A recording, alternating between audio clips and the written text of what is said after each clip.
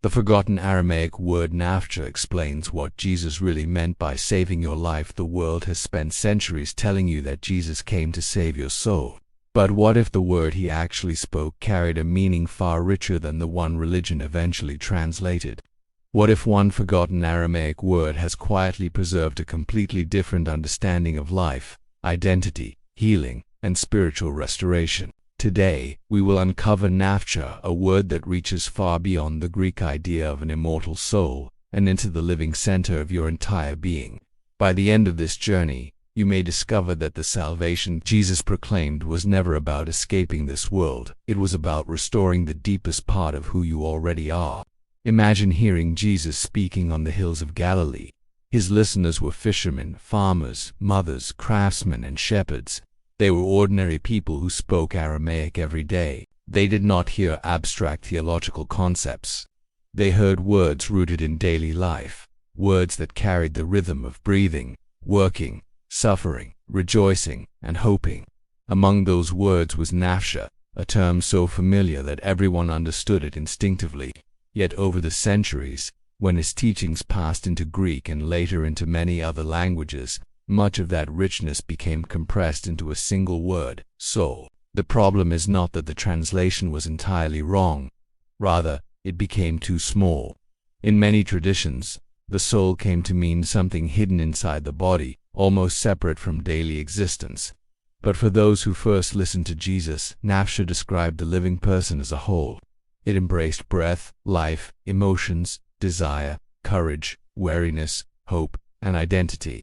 It was the invisible life expressing itself through every visible action. This changes the way many familiar teachings are understood.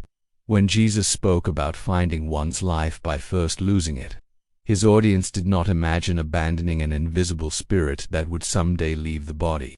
They understood something far more immediate. They heard an invitation to surrender the false identity that fear had constructed so the true Naphsha could awaken again. It was not merely preparation for eternity. It was transformation beginning now. Perhaps this explains why so many people today feel spiritually exhausted even while faithfully practicing religion. They have learned beliefs, memorized prayers, and followed traditions, yet something deep inside still feels disconnected. The fragmentation is not always moral. Sometimes it is simply the experience of living divided, thinking one thing, feeling another, speaking another, and longing for something they cannot even name. The ancient Aramaic worldview recognized that human beings flourish when their inner and outer lives move together. Restoration begins when what we believe, what we speak, what we choose, and who we truly are become one harmonious movement. In that sense, Naphsha is not merely something you possess. It is the living expression of who you were created to become. This beautiful perspective quietly echoes through the Gospel of Matthew, chapter 16. Where Jesus speaks about gaining the whole world while losing one's life. Through the lens of Aramaic, the question becomes startlingly personal. What does it profit someone to accumulate success, recognition, or security if the deepest living center of their being slowly falls asleep? Throughout this episode, we are not searching for a forgotten vocabulary word. We are rediscovering a forgotten way of seeing ourselves. And once that door opens, many familiar sayings of Jesus begin to shine with entirely new light. Shortly, we will enter a simple yet powerful Aramaic practice together, one that may transform the way you experience this teaching. One of the greatest misunderstandings about spiritual life is believing that restoration begins by changing circumstances. We often imagine that peace will come after our finances improve, our relationships heal, our health returns, or our future becomes certain. Yet the wisdom carried inside Naphsha suggests something remarkably different. Transformation begins from the center outward. Notice how anxiety works. It rarely starts with events themselves. It grows from the stories we tell ourselves about those events. Little by little, fear separates us from our own inner stability. We begin reacting instead of responding. We forget what is true about ourselves. We become strangers to the quiet place where wisdom naturally speaks. This is why the teachings of Jesus remain so revolutionary. Again and again, he invited people back into wholeness rather than merely offering external solutions. The blind received sight, the fearful found courage, the rejected discovered belonging, and the broken encountered dignity. Every miracle pointed toward restoration, not simply correction. The visible change reflected something already awakening within. The beauty of Naphsha is that it reminds us our deepest life has not disappeared simply because we have become distracted by fear. The living center remains present, waiting to be remembered. Like a spring hidden beneath dry ground, it does not cease to exist because the surface appears barren. It patiently waits for the obstacles above it to be removed. Many people spend years searching for purpose while overlooking the quiet wisdom already planted within them. They seek louder voices, more information, and greater certainty. Yet the ancient Aramaic perspective gently suggests another possibility.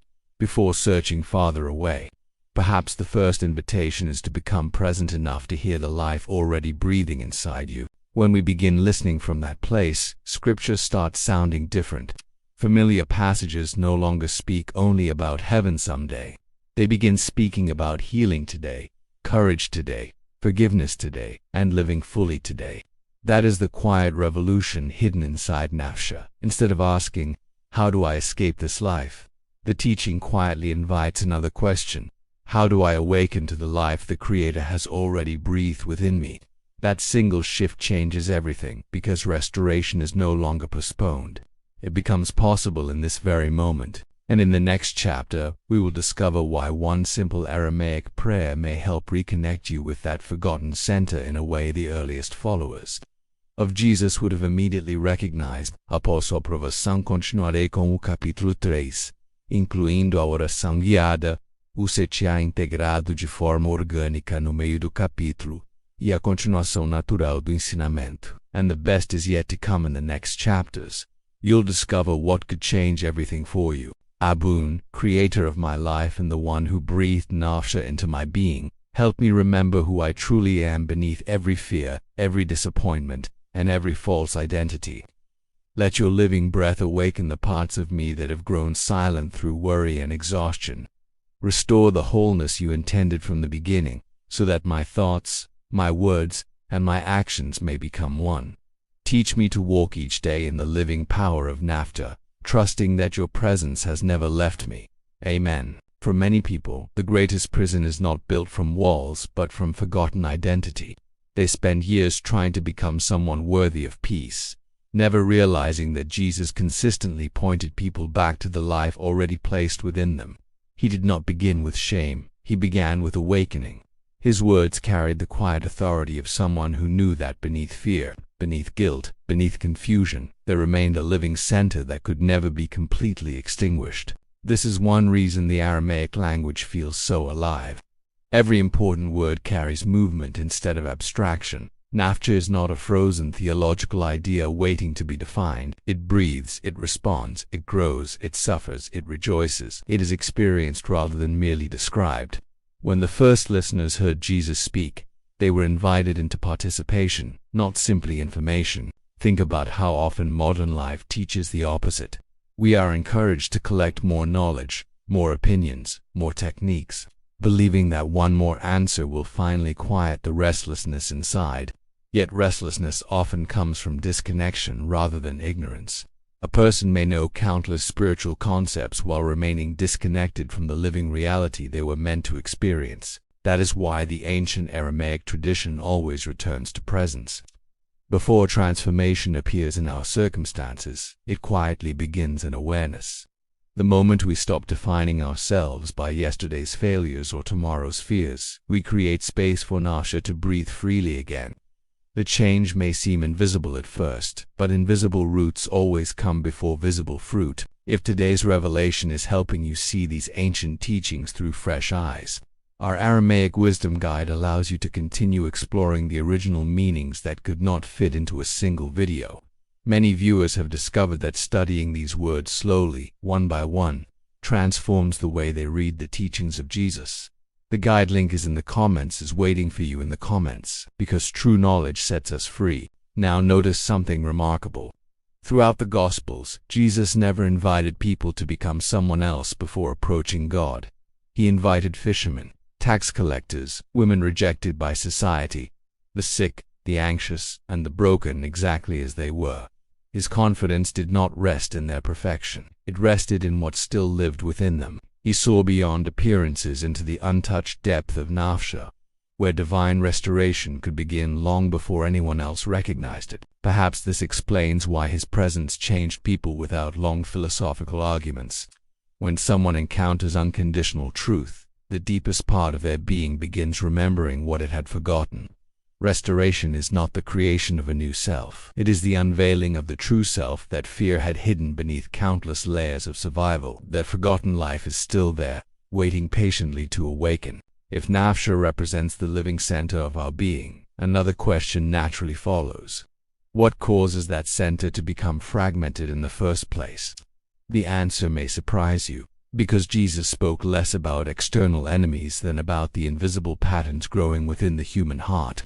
Fear, resentment, pride, constant comparison, and anxious striving slowly divide the person from within until life feels heavy, even when everything appears successful on the outside. Imagine a beautifully crafted lamp whose flame is still burning, yet whose glass has become covered with years of dust. The light has not disappeared. It simply cannot shine with the same clarity. The ancient Aramaic understanding suggests that Naphsha resembles that hidden flame.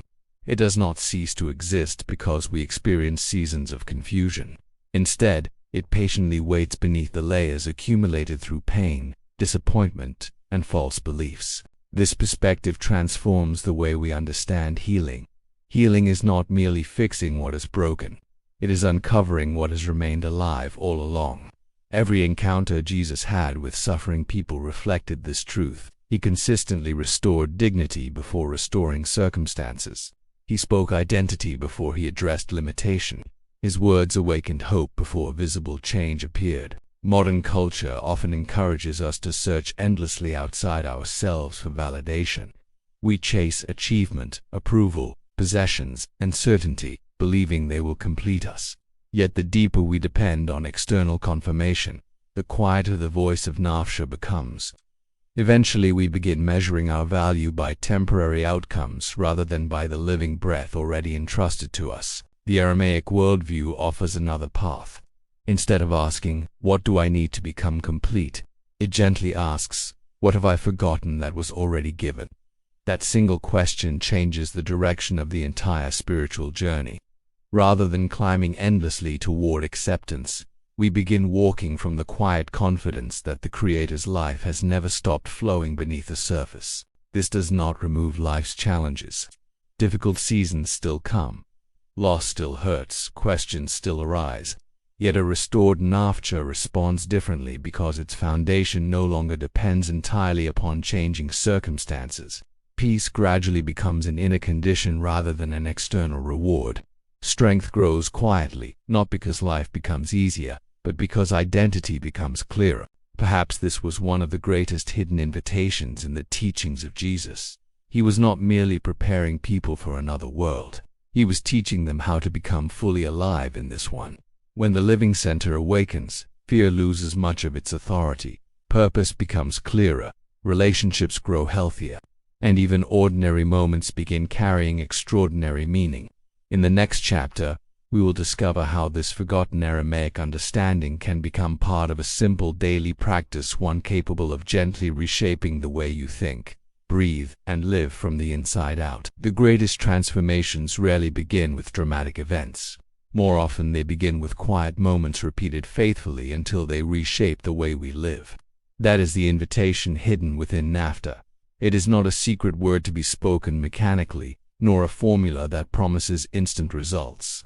It is a daily reminder that the life the Creator breathed into you is still present, still active, and still capable of renewing your heart. For the next 21 days, begin each morning before looking at your phone or stepping into the demands of the day. Sit quietly for a single minute. Take a slow, gentle breath, and as you exhale, softly say Naphsha. Do this 7 times, allowing the word to slow your thoughts rather than rushing to complete the exercise.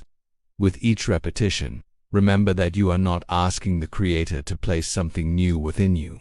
You are awakening to what has been there from the beginning. As you move through your day, whenever anxiety, discouragement, or fear begins to take control, pause for one deep breath.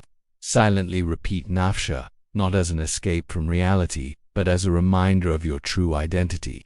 Little by little, this simple practice can interrupt old patterns of fear and help you return to the quiet center where wisdom and peace begin. Do not expect perfection. Some days will feel easier than others. The purpose is not to perform the ritual flawlessly, but to become increasingly aware of the living presence already working within you.